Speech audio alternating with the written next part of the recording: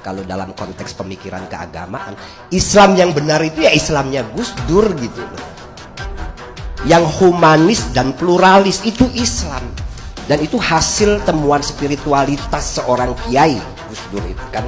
Jadi inti dari agama itu sebetulnya adalah kemanusiaan, humanisme itu sendiri. Jadi kalau orang yang beragama tapi tidak humanis, berarti dia belum mencapai level yang hakiki dari agama itu sendiri.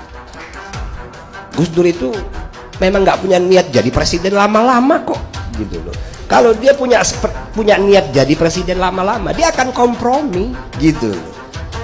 Nah, Gus Dur kan nggak mau kompromi, dia betul-betul mau melawan kekuatan oligarki yang ada di Indonesia. Ada dua orang yang mau melawan kekuatan, secara serius melawan kekuatan oligarki ekonomi politik di Indonesia ini. Siapa?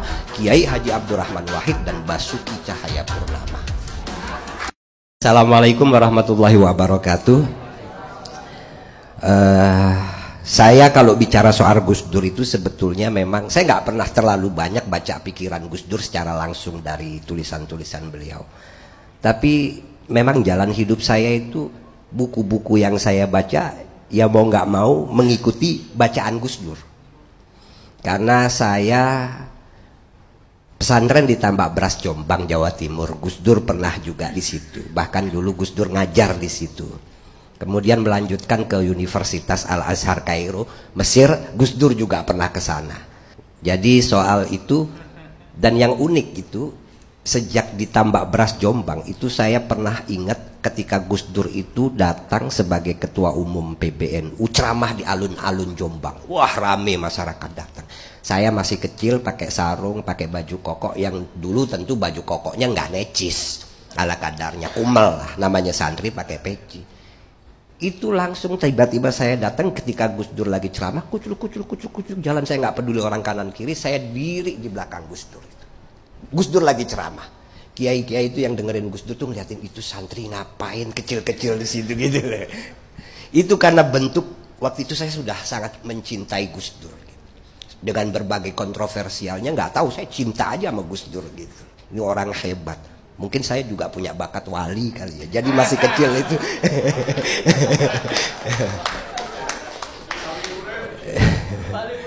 Hah? Wali murid lah minimal. Selanjutnya memang kalau kedekatan personal saya termasuk orang yang karena 2004 itu saya pulang. Ketika itu Gus Dur sudah tidak jadi presiden. Gus Dur jadi presiden itu saya lagi di Kairo. Dan saya termasuk orang yang dikenal oleh teman-teman di Kairo itu sebagai pendukung Gus Dur garis keras gitu. Sampai ada teman-teman yang anti Gus Dur tuh ngeledekin. Ketika Gus Dur dilengserkan itu, rasain Gus Dur akhirnya lengser. Jawaban saya sederhana. Gus Dur itu memang nggak punya niat jadi presiden lama-lama kok gitu loh. Kalau dia punya niat jadi presiden lama-lama, dia akan kompromi gitu loh. Nah, Gus Dur kan nggak mau kompromi, dia betul-betul mau melawan kekuatan oligarki yang ada di Indonesia. Ada dua orang yang mau melawan kekuatan, secara serius melawan kekuatan oligarki ekonomi politik di Indonesia ini. Siapa? Kiai Haji Abdurrahman Wahid dan Basuki Cahayapurnama. Dan kedua-duanya lengser gitu.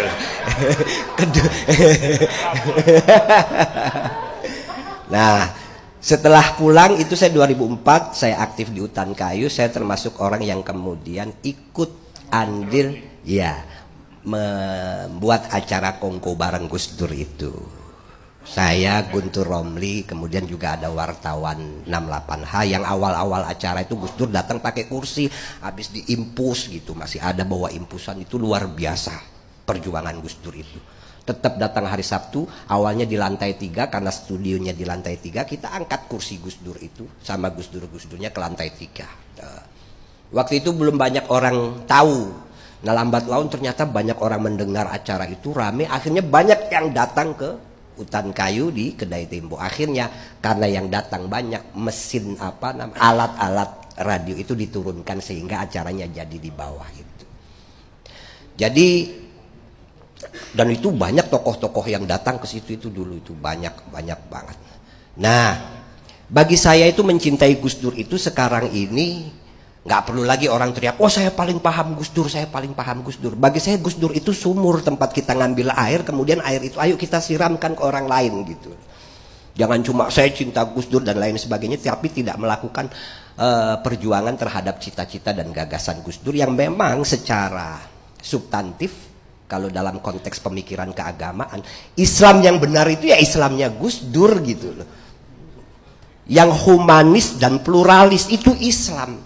Dan itu hasil temuan spiritualitas seorang kiai. Gus Dur itu kan dalam salah satu dimensi Gus Dur itu kan Gus Dur kiai ya, selain dia intelektual, aktivis, budayawan, tapi kiai. Dari aspek kiainya ini beliau seorang yang memang tingkat spiritualitasnya luar biasa. Maka saya pernah memberikan pelatihan kepada teman-teman PMII soal tasawuf dan dunia aktivisme mahasiswa. Seorang sufi itu harus intelektual gitu.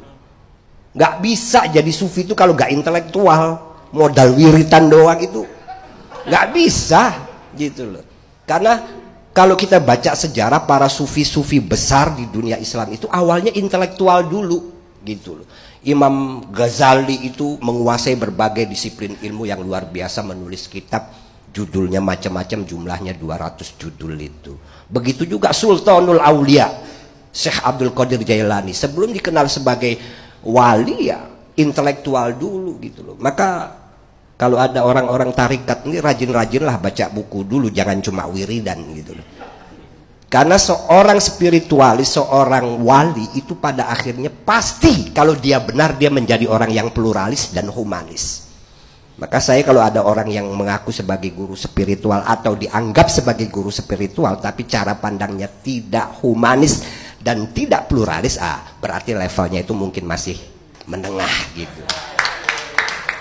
Betul nggak? Karena definisi sufi aja, tasawuf itu kan apa? Al-bahsu anil haqa'iq wal ya'sum mimma indal khala'iq, itu tasawuf. Jadi orientasinya itu mencari kebenaran, nggak peduli apa kata orang. Orang mau ngomong A, mau kata B, bodoh amat. Yang penting saya memperjuangkan kebenaran. Itu definisi tasawuf. Orangnya disebut sufi. Sufi itu definisinya la yamliku ahadan wa la yamlikuhu ahadun. Tidak dikuasai orang lain dan tidak menguasai orang lain. Dalam bahasa Gus Dur, gitu aja kok repot. Maka kalau pernah saya ditanya, Pak saya punya guru spiritual, tapi saya melihat guru spiritual saya ini kok agak aneh ya, ada yang bertentangan dengan cara berpikir saya. Apakah saya harus tinggalkan guru spiritual saya? Terserah, mau ditinggalkan silahkan, mau diteruskan juga silahkan. Tapi kalau saya tinggalkan nanti saya di WA, kenapa nggak datang lagi, kenapa nggak ngaji lagi ke saya? Nah yang begitu guru spiritual gadungan itu. Betul itu. Karena guru spiritual itu la yamliku ahadan wa la yamlikuhu ahadun. Ente mau ngaji sama aneh silahkan, nggak ngaji juga nggak masalah. Ente ikut aneh silahkan, nggak ikut aneh juga nggak masalah gitu loh, bodoh amat gitu. Nah, Gus Dur kan begitu, easy going orangnya. Ketika dia yakin akan satu kebenaran ya dia ucapkan. Nah, bagi saya puncak spiritualisme itu melahirkan humanisme dan pluralisme itu. Maka dalam konteks kehidupan berbangsa dan bernegara, saya masih heran kalau ada orang ngaku Gus Durian, kok keberatan ada Ahok jadi gubernur gitu loh. Itu aneh itu. Betul gak? Aneh gitu loh. Saya mendukung Ahok itu murni karena kesadaran spiritualitas saya, kesadaran saya sebagai seorang pluralis, sebagai humanis, bahwa dia non-muslim Indonesia itu tidak mengenal perbedaan agama dalam konteks politik. Semuanya warga negara. Betul gak? Semuanya warga negara yang sama.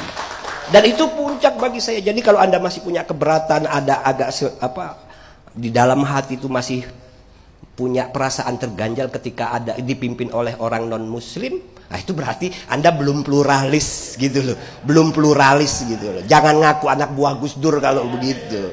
Betul gak Bang Boni? Jadi itu.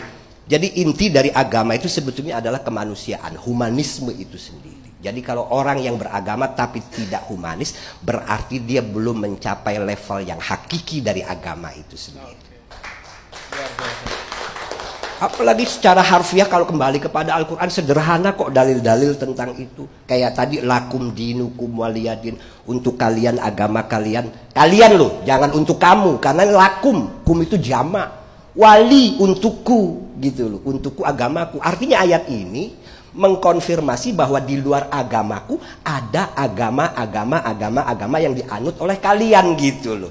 Ada Kristen, Buddha, Hindu dan lain sebagainya.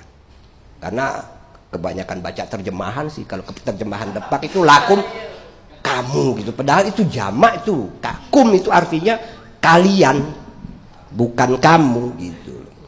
Artinya apa? Ketika lakum dinukum waliyadin, agama itu satu sama lain beda. Sistem imannya, keyakinannya, konsep eskatologisnya, konsep ketuhanannya, sakralitas terhadap simbol-simbolnya itu beda-beda. Dan semua itu harus dihormati dan harus dihargai. Di alam ayat lain ada ayat lain mengatakan wala tasubbul ladzina yad'una min dunillahi fayasubbullaha adwan bighairi ilmin. Jangan mencela, merendahkan keyakinan, simbol keagamaan orang lain atau bahkan konsep ketuhanan orang lain. Karena kalau Anda merendahkan, menghina, nanti orang itu akan membalas, merendahkan, menghina konsep keagamaan kita, sistem keyakinan kita, simbol-simbol kita. Dengan demikian berarti ketika kita menghina keyakinan orang lain, berarti kita secara tidak langsung menghina keyakinan kita sendiri. Gitu loh.